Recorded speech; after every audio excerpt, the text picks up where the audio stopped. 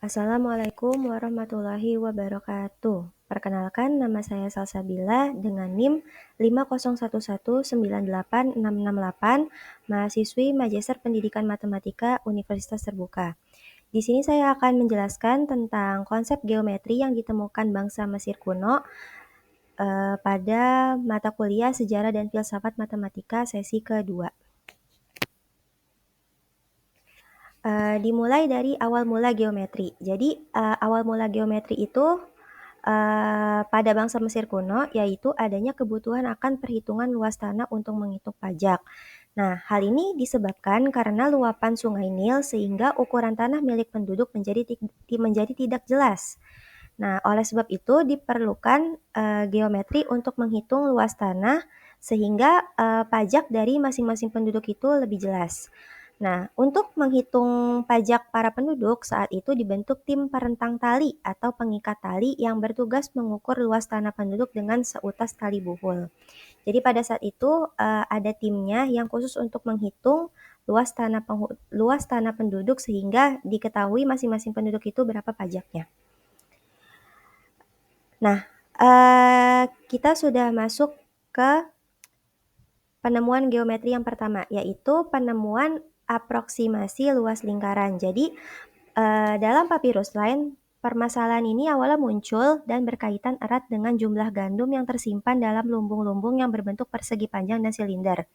Nah, di dalam papirus lain, permasalahan ini terdapat pada permasalahan 50, di mana dari permasalahan ini kita memiliki nilai pendekatan pi atau nilai dari luas lingkaran. Nah, di sini di dalam papirus lain itu dijelaskan contoh dari sebidang tanah yang bulat dengan diameter 9 ket. Berapakah luasnya? Nah, caranya kurangilah 1/9 dari diameter tersebut, yaitu 1, sehingga sisanya adalah 8. Lalu kalikan 8 dengan 8, hasilnya 64. Jadi, luas bidang tanah itu adalah 64 setat. Nah, di sini cara penulis mencari luas lingkaran itu setelah diubah bahasanya ke dalam bentuk matematika, yaitu didapatkan rumus dari luas lingkaran, yaitu 8D/9 dikuadratkan gitu. Nah, setelah dihitung di mana nilai D itu menyatakan panjang dari diameter lingkaran, setelah kita bandingkan dari hasil di atas, itu didapat pendekatan nilai V itu 3,1605. Nah, hal itu didapat dari 8 pangkat 2 dikali 4 pangkat 2 per 9 pangkat 2 gitu. Nah, di situ kan nilainya hampir mendekati dari nilai V yang kita ketahui, yaitu 3,14, sehingga permasalahan pada papirus Rhine nomor 50 ini disebut sebagai salah satu pencapaian terbaik dari penemuan aproksimasi luas lingkaran.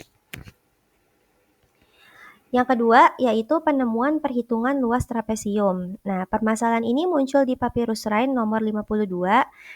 Dibutuhkan perhitungan luas sebuah trapesium yang sisi miringnya tampak sama, panjang sisi-sisi sejajarnya 6 dan 4, lalu panjang sisi miringnya 2.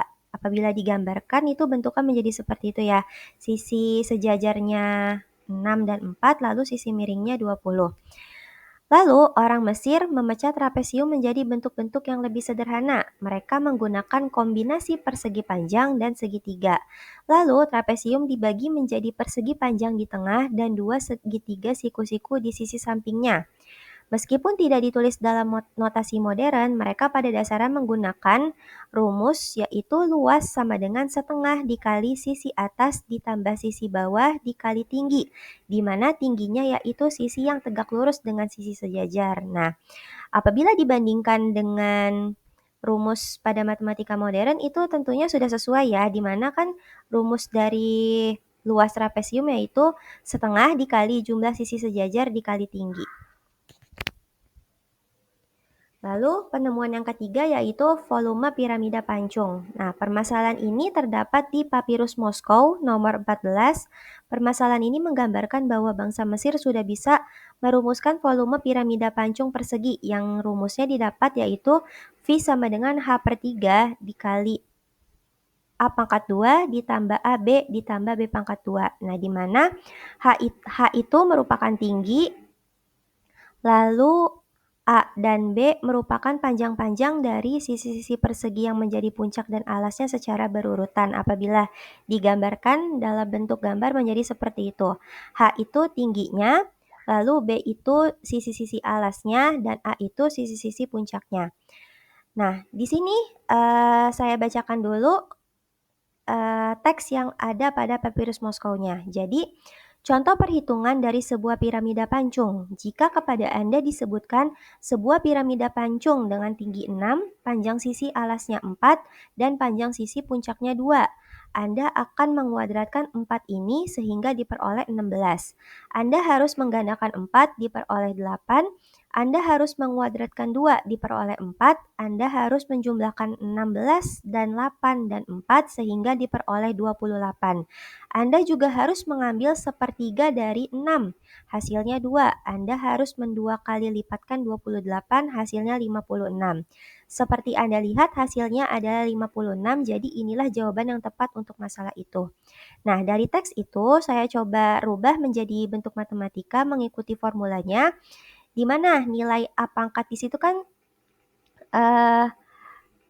disebutkan kata menggandakan ya atau menguadratkan. Nah, di situ saya hitung satu-satu yaitu A pangkat 2 sama dengan 4 pangkat 2 yaitu 16, lalu B pangkat 2 yaitu 4, A dikali B 4 dikali 2 sama dengan 8. Lalu langkah kedua, kita hitung nilai yang di dalam kurung dulu, yaitu A pangkat 2 ditambah AB ditambah B pangkat 2, menjadi 16 ditambah 8 ditambah 4 sama dengan 28.